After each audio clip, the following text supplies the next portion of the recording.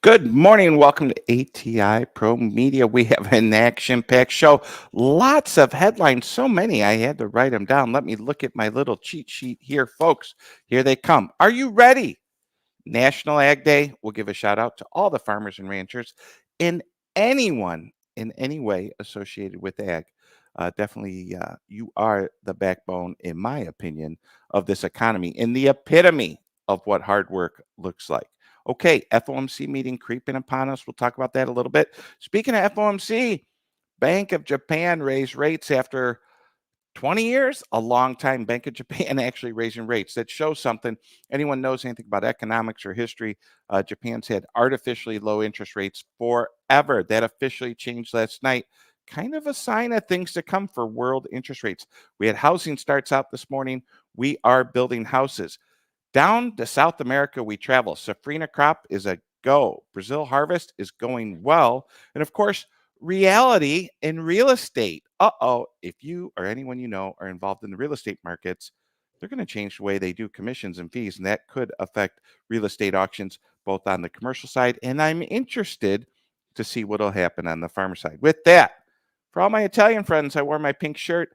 It's supposed to be red. It's St. Joseph's Day. I know we have a lot of Italian farmers out there watching the show. With that, I'll bring in yesterday on Sunday he was a leprechaun, and today he's Italian.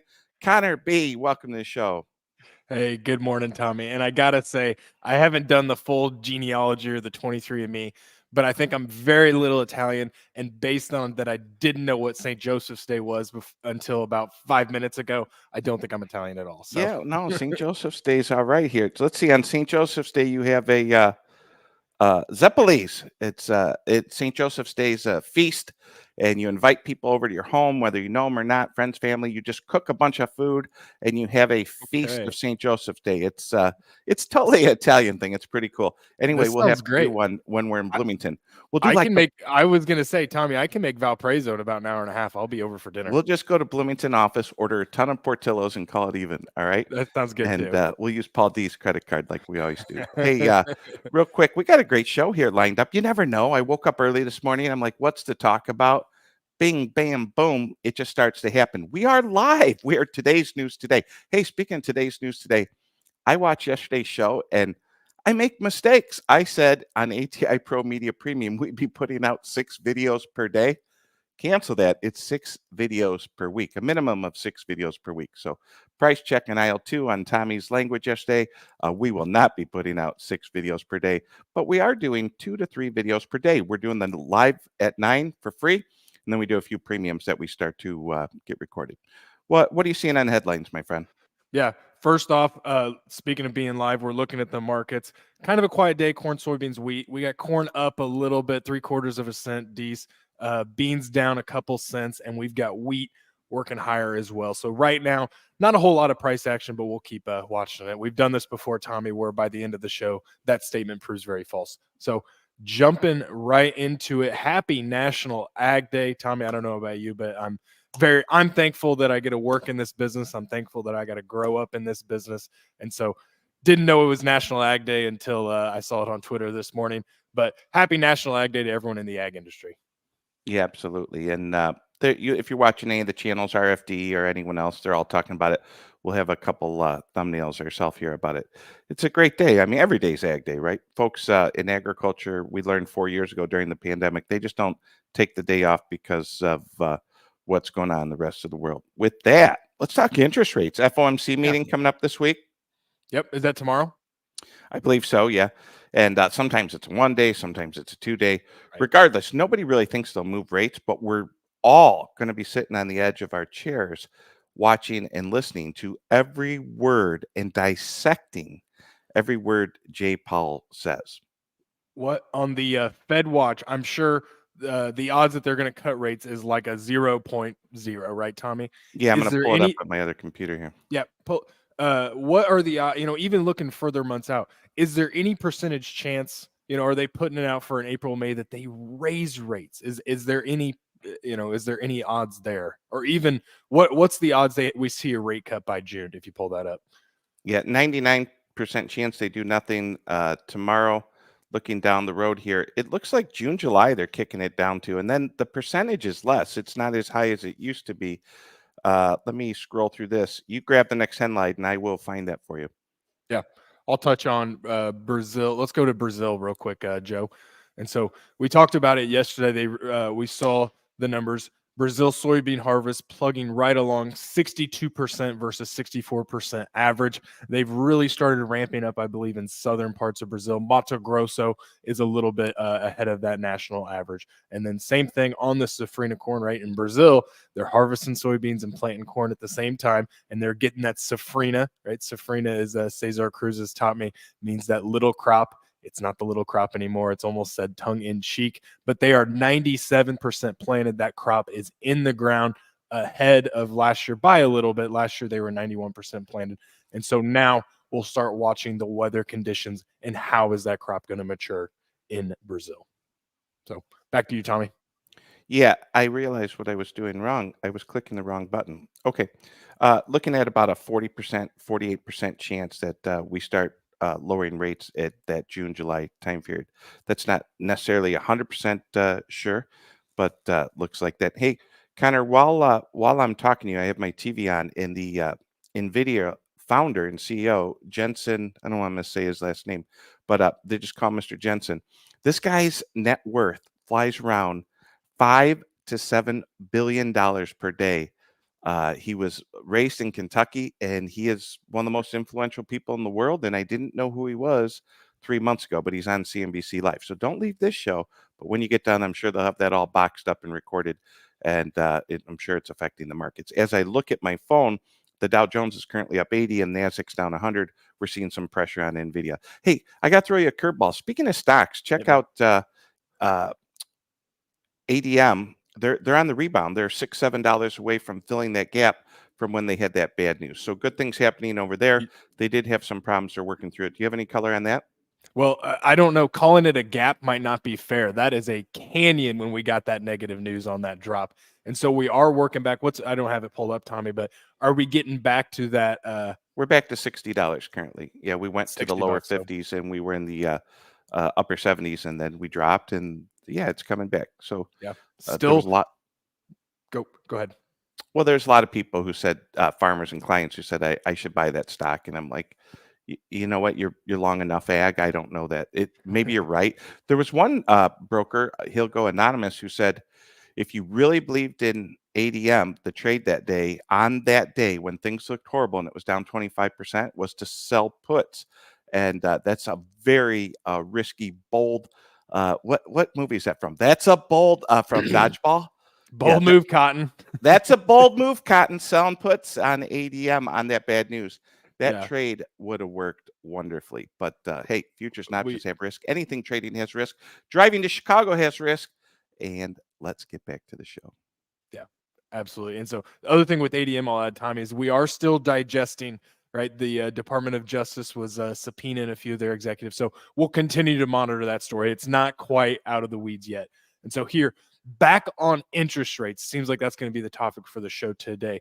Bank of Japan raised its short-term interest rate for the first time since 2007. They went from -1% to 0, right? This was, as markets had expected, was first hike since 2007. What do you think about that, Tommy? So how long, add some color to this for me. How long were they at negative interest rates? Was it since 2020 or longer than that? A long time. I'm not sure, but I'll tell you this. As a young trader, one of the key things we used to watch is the dollar yen. So for those of you out there watching the show, true traders and true people understand risk management from a world level. They watch currency pairs. So you could watch the dollar Canadian. In the old days, we used to have all these currencies in Europe. Obviously, the euro and the dollar took care of a lot of that. We had the pound. We had that, but the euro yen, it's called that euro yen, right? So you're doing dollar yen, euro yen. True traders watch the heck out of that. So if you go into a trading office and you see a Bloomberg terminal or some big setup with 8 screens, I promise you they have all the currency pairs on there. And when risk happens, especially during the housing crisis of '08, not only did we have a housing crisis here in America, but we had a housing crisis all over the world. So watch those pairs trade. It's complicated. You can call in. I'll do my best to explain it. You'd probably be better to Google it and say, "Tell me about the dollar yen. Tell me about the euro yen. Why do people trade currency pairs?" Would be what you would ask Google. Google and AI are going to know a lot more than Tommy G. But fascinating nonetheless, because you think the stock market's big, you think commodities are big, currencies and bonds take it all. Right. Absolutely. But just it's amazing when we're looking at interest rates. The negative interest rate is always fascinating to me when we look at that. And so moving right along, housing starts up 10% to 1.5 million above market expectations. Good to see, right, Tommy? Yeah, spent a lot of time in Nashville last week. Cranes everywhere, building everywhere. The hotel I was staying at, I heard an explosion. They were tearing down the house behind it. Traveling across America, as you go further south into Florida or anywhere else, there's houses being built everywhere. People your age are growing up, having families, and moving on. And for some, if you choose to work, which a lot of us do in America, eventually the American dream allegedly is to own a house. It's something that started after World War II. And it also, what helped the housing boom was the interstate system. So if you're going north to south, you're on an odd number. If you're going east to west, you're on a even number. And between the United States government putting interstates in and having that dream of affordable housing, we've kicked in. And it's still a dream. I mean, I love that I own a home. I think I'm going to put a new water heater in it tomorrow, and I'm not too happy about that. And yesterday the furnace guy was over. But there is a cost to owning a home. It's not free by any stretch of the imagination. That's a great tie into our next one. Cost of owning a home. Here's a big market disruption, kind of outside our world, Tommy. But the 6% commission, right? That's been the standard for how long that realtors are going to charge when they're going to sell your home for you. That is gone. Realtors Association agrees to a settlement, right? And so that standard commission rate is no more. They also had a couple other things involving that MLS, the multiple listing service, right, that they're going to kind of eliminate. And so the takeaway for me, Tommy, is that we are seeing a complete restructuring of that business, right? This is a big disruption, and I think we're going to see it change in the coming years. I think it's changed quite a bit, right, with the Zillows of the world to be able to list it online. That business has been changing the past 15 years, but we're talking, I think we could really see some big changes in the next couple of years there. Yeah, absolutely. I agree with you 100%. Hey, if you're out there, 1-855-737-FARM. If you know anything about farm real estate or housing real estate and you want to do premium content with us, jump on, give us a call, and we will do a little premium content. I know this has to be a nervous feeling for folks in real estate. It kind of would be like what our friend PJ and everyone else went through when they closed the pits, right? I mean, that's Yeah. very drastic. Like he's still allowed to be a broker, but the platform he used, the trading floor, was gone. Right. Absolutely. A Absolutely. lot of So, headlines. Well, we busted through those. Should we talk about premium content a little bit? yeah, go ahead, Tommy. Yesterday we had on PJ Quaid from RJ O'Brien. We'll pop that up. PJ did a great job breaking that down. Thank you for the folks who subscribed yesterday. We appreciate it. And to the 225 people watching, what is ATI Pro Media? Well, we are powered by Advanced Trading, and we go live for free every day at 9 a.m. It's made us better brokers, and it's allowed us the ability to communicate with clients and non-clients, just doing a better job of educating. I also noticed, Connor, as I am part of the news cycle, right? Like I hosted Scott the Cow Guy last week. I noticed that a lot of news that's talked about is the previous day's news. And you and I and several other people at Advanced Trading said, what if we went live and talked about today's news today? Roll the tape on how people subscribe. Welcome to ATI Pro Media, powered by Advanced Trading. We're a financial channel that loves agriculture. For just $1 a day, you'll receive advanced trading research, actionable text, and a minimum of 6 videos a week featuring industry experts and insight. Click the button below to subscribe today. Well, look at that little infomercial. Connor B, let's bust into the charts. Let's do it. And Joe, I got to give you credit that you've been spot on popping these things up for Tommy. Great job. Well, Joe loves to shut his brother up and just hit play. Producer Joe back there hitting the buttons with impeccable timing. Look at him smiling down there. Yeah. So, what do you want to jump into, Tommy? You got a couple charts, and then let's get Luke asked a great question about Tyson, and then we'll wrap it up. Yeah. Here, this one we've pulled this up. It's been a while because the export program, we haven't talked about it, but it's still just touching base. Corn, soybean shipments out of the U.S. And just look, purple line is going to be 23, 24. And my takeaways from this is you always got to remember when we're looking at corn, soybean exports, the past couple of years, there's been a very much seasonality to it. And so looking at it, right, we're exporting a little bit above last year, right? It kind of gets lost in the noise because compared to last year, we've got a lot more corn to export. And so, but we're ticking right along there. And then soybeans is always a good one to look at. And right now, right, 2-3 months ago, we were the market coming in October. I guess that's 5 months ago. Looking October, November, we were the market. We were a little bit behind previous years. And as you can see, as Brazil comes online, we really hit a cliff where we drop it. And it's amazing to see even the spikes in January that we followed it the past couple of years. The seasonality of these shipments is always fascinating to look at for me, Tommy. Yeah, classic grain traders understand seasonalities. When you talk about the Chicago Board of Trade, you go down to the old names like O'Connor and Co. Of course, a trader like a Miles Kerrigan or any of those prominent ag families in the pits were just phenomenal spread traders, phenomenal seasonal traders. They don't always work, but when they work well, and those guys understand them. Okay, real quick comment, and we'll end the show after that. Luke, thoughts on Tyson's apparent hiring strategy? Well, I think what Luke's talking about, and it's a tough subject to talk about, is that is it possible that Tyson let go of people and they're going to do an aggressive hiring strategy towards migrants, immigrants, anyone coming into the country, undocumented people? I don't know. The president calls it one thing and the other people call it the other thing. But nonetheless, this is a very serious issue because the unemployment numbers the last few months have been massively distorted because the hiring of people who are fresh to America.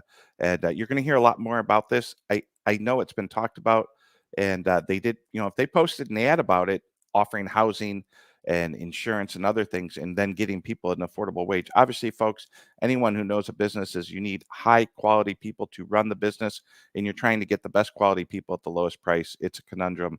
And with that, I guess it's Tyson's problem. But with that, Connor, we have to remind people again, happy National Ag Day. You are very much involved in ag. You are at the epitome of a Central Illinois farmer. And just talk about for 30 seconds what ag means to you, and we'll end the show. Yeah, it's been my dad still farms, grew up in that community, grew up in Central Illinois. And so it means everything to me. If I look back to when I was a kid, sometimes I think I took for granted how great it was to grow up in this community in Assumption, Illinois, that I love very much. And now I get the great opportunity to continue working in the ag space. So I feel very blessed. I love what I do. I think I have the best customers in the world, the best people to interact with, which is farmers, ranchers, and all that. So it means the world to me, Tommy. I know you got the best damn co-host in the world. With that, Oh, that goes without saying. See you, buddy. See ya.